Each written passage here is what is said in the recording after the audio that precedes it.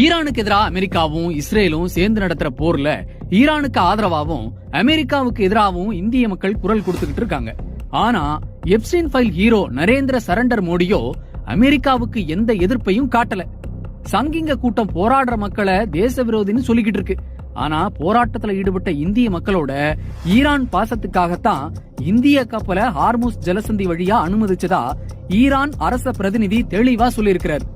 They condemned the oppression. They follow justice.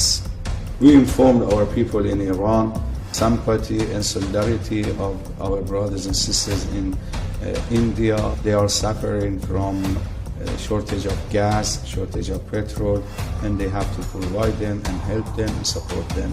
And as well as our embassy also tried several times to help this issue and to solve the problem for our dear brothers and sisters in India. நல்ல வேளை கப்பல் வர நான் தான் காரணம்னு மோடியும் சங்கி கூட்டமும் அடிச்சு விடுறதுக்கு முன்னாடியே உண்மை வெளியாயிடுச்சு. இல்லனா இதையும் வச்சு ஒரு அரசியல் வித்தையை செஞ்சிருப்பாங்க.